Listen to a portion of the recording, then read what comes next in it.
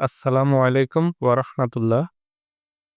আমার শখের খামারে আজকে নতুন করে আরো ৮০টি রানিং ডিম পাড়া কোয়েল পাখি নিয়ে এসেছি।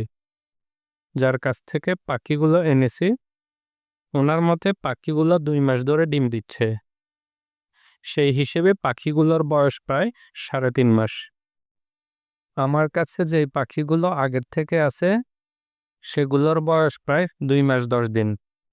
কিন্তু এখন যেই পাখিগুলো নিয়ে এসেছি, এগুলো আমার পাখিগুলোর থেকেও সাইজে ছোট মনে হচ্ছে।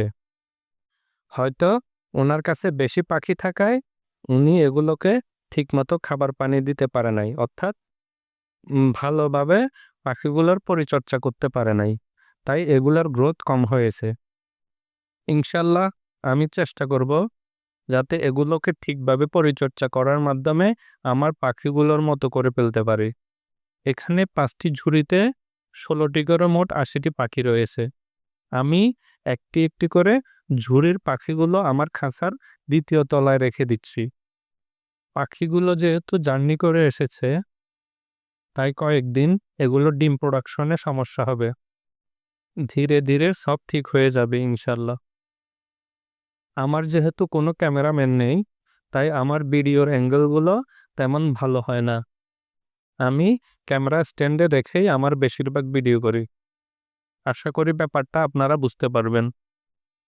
আমার কাছে আগের থেকে যে ২৬টি পাখি রয়েছে, এগুলোকেও ১-২ দিন পরে এই পাখিগুলোর সাথে এখানে দিয়ে দেব। চাইলে আজকেই দিয়ে দিতে পারতাম।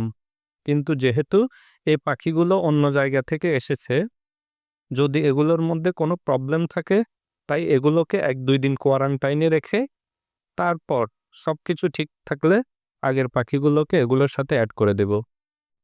বর্তমানে আমার খামারে মোট ১০৬টি পাখি হলো। আলহামদুলিল্লাহ, আমার শখের খামারের পরিধি ধীরে ধীরে বৃদ্ধি পাচ্ছে। ইনশাল্লাহ আমার শখের খামারটিকে আরো অনেক বড় করার ইচ্ছে আছে। সবাই দোয়া করবেন যাতে আমি আমার ইচ্ছেগুলো পূরণ করতে পারি। এখন আমার খাঁচার নিচের ২টি তলা ফিল আপ হয়ে গেছে। শুধুমাত্র উপরের তলাটা খালি আছে।